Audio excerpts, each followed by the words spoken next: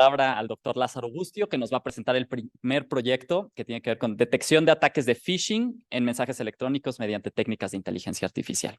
Ya solo como recordatorio, nada más comentarles que recordemos el tiempo de la presentación serían 7 minutos y es para dejar un poquito de 3 minutos de preguntas. Muy bien. Bueno, adelante Lázaro, muchas gracias.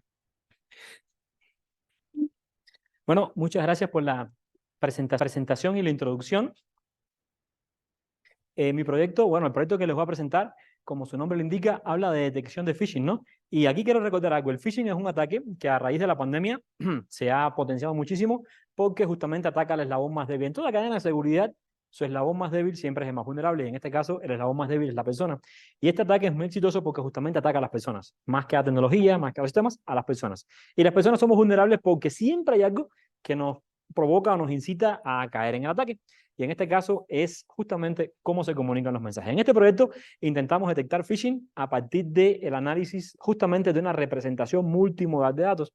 Lo que ha pasado hasta el momento es que cuando intentamos atacar phishing, siempre nos buscamos algunas palabras que son características como clic aquí, no sé, cuenta, contraseña, cosas por el estilo, ¿no? Y dejábamos, se vio en la literatura que se queda un poco de lado, más que el qué se dice, sino el cómo se dicen las cosas, ¿no? En el sentido de qué intenta promover ese mensaje. Nosotros piensen que cada vez que estamos frente a un mensaje, a un ataque de phishing, por ejemplo, promueven algo. Curiosidad, urgencia, temor, es una autoridad quien está hablando y yo tengo que hacer lo que dice la autoridad, ¿no?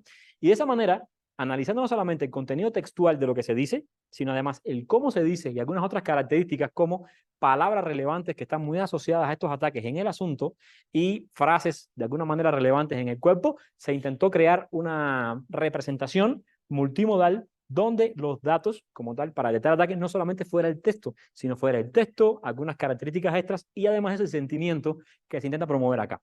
Aquí encontramos un problema y el problema es que no hay mensajes de phishing como tal.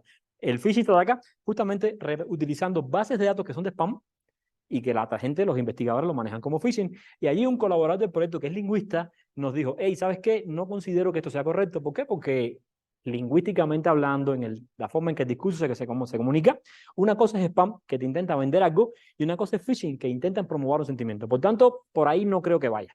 Luego nos encontramos una base de datos que sí fue de puro phishing en inglés, y con esa base de datos, bueno, nos dimos a la tarea de crear un conjunto. Como una de las características que estábamos representando eran las palabras clave del asunto, en aquellos mensajes que tenía asunto se extrajeron determinadas palabras clave que estaban muy asociadas a phishing.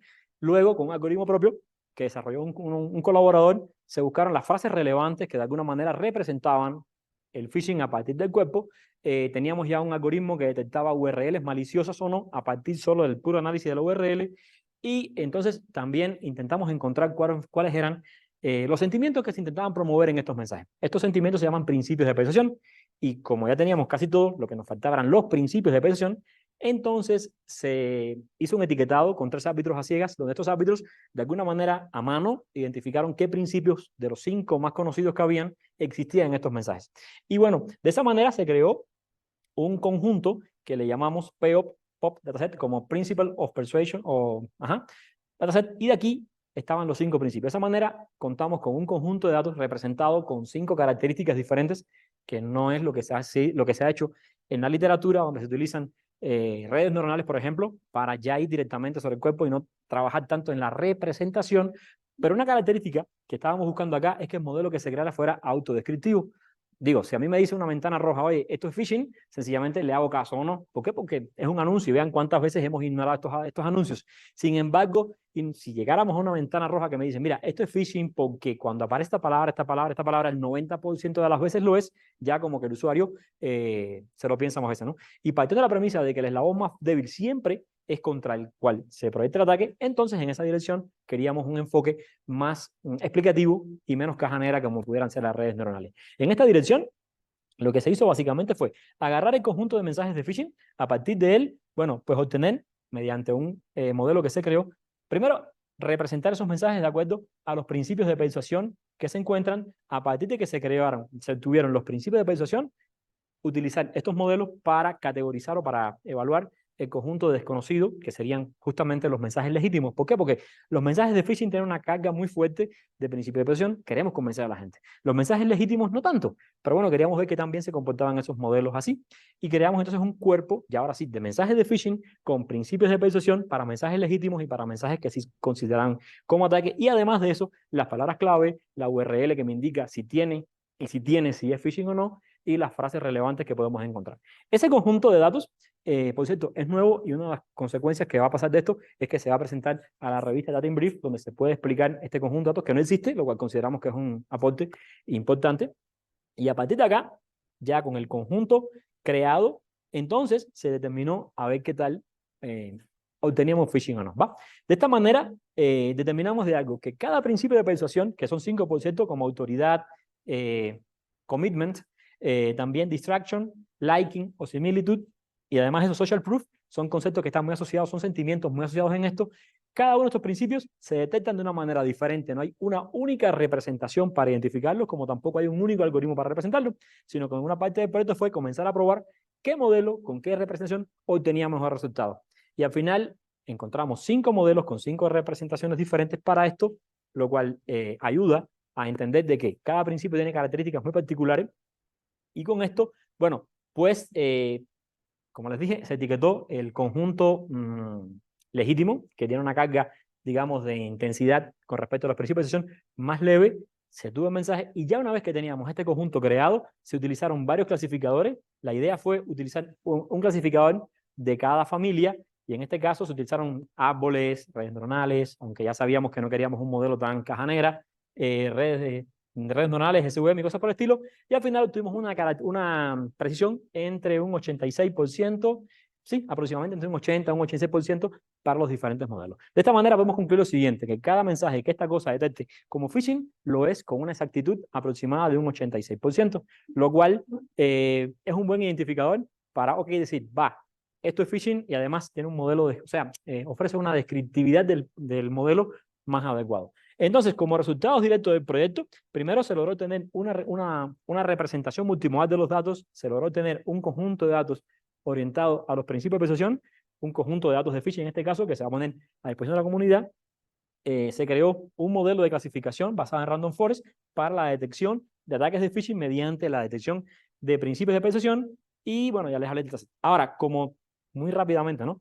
Otra cosa muy importante que también se logró fue la colaboración con varias instituciones a nivel mundial, que estuvo genial, porque, como ya le dije a Guillermo, fue un equipo bastante amplio de personas de diferentes lugares que apoyó muchísimo con diferentes puntos de vista, lo cual ayuda para lo que sigue. Y como trabajo futuro, tenemos todavía varios resultados por ahí que quisiéramos explotar. La publicación del conjunto de datos. Otra consecuencia directa es cómo esto que estamos haciendo se puede utilizar para la detección de noticias falsas, lo cual queremos utilizarlo como siguiente proyecto, a ver si la idea se concreta. Y bueno, a muy grandes rasgos, esa es la información, no tenemos más tiempo, esa es la investigación del proyecto. Preguntas y demás, pues con todo gusto.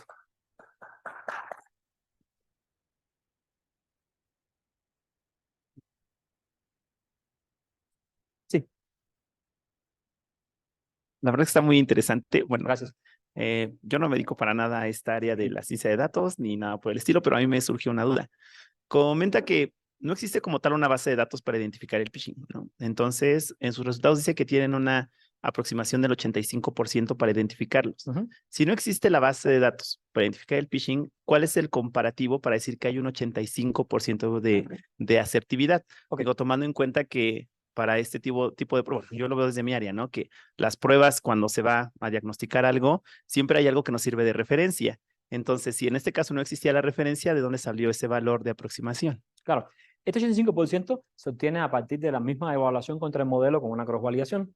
Y bueno, a partir de tomar, precisamente con el proceso de cross-validación, quita un conjunto, lo mete y evalúa la accuracy frente a las etiquetas que ya se crearon a mano, porque sí hay que decir que la etiquetación fue a mano, mediante tres jueces que de manera ciega identificaron qué principios existían y después, bueno, hubo un 94,75% de concordancia entre ellos y el siguiente 5% fue duro. Yo creo que sí, yo y 2 investigadores más, sí, va. Así fue, ese fue el 86%. Sin embargo, aquí tal vez tenemos un detalle, que la comparación del 86 pueden decir, es bajo con respecto a otros métodos que alcanzan un 95, un 96%. Sin embargo, la ventaja o lo que creemos que es fundamental acá es que esos que alcanzan un 96% están centrados en modelos caja negra y con bases de datos que son puro spam.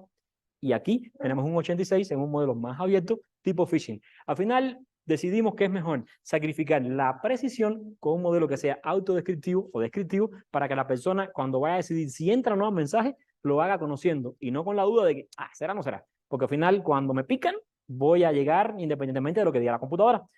Pero si además de eso decimos, mira, no lo hagas por esto, por esto, por esto y por esto, ya la cosa cambia. Y entonces en ese caso sentimos que podía ser más beneficioso un modelo más descriptivo que uno caja negra. Entonces la pregunta, el 80% viene dado con los propios comparación que se hizo en los métodos que se crearon. Pregunta rápida. Sí. ¿Es extendible esto a otras formas de fraude?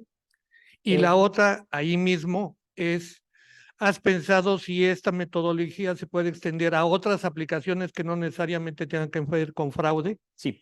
Mira, para responder un poquito a la pregunta, Guillermo, sí es extendible. ¿Por qué? Porque aquí no nos estamos centrando en identificar palabras clave. Aunque se usan, yo diría que la carga que da las palabras clave frente a la clasificación es menor frente a la intención que se intenta presentar. Aquí, detectar principios de persuasión son, bueno, justamente las cosas que hacen, que nos trabajan la psiquis como para acceder a un mensaje. Y esto funcionaría, por ejemplo, cuando te quieren vender algo, cuando te quieren manipular de manera electoral, cuando te están, o sea, todo lo que implique un condicionamiento de las personas mediante persuasión de diferentes maneras que hay, este método pudiera funcionar. Y las aplicaciones que yo le veo a esto, además de detectar fraudes en phishing, por ejemplo, puede ser detección de noticias falsas, detección de, bueno, comportamientos atípicos también, y también para identificar, bueno, para cuestiones electorales, a ver cómo se pueden manipular a las personas y esto nos ayudaría a determinar si estamos en presencia de una manipulación o no. Y allí, bueno, yo diría que sí, que las aplicaciones principales que tienen serían esas igual. Habría que validar, meterlo, probarlo, ver cómo funciona, pero no veo que haya problema. Exactamente. También. Bueno.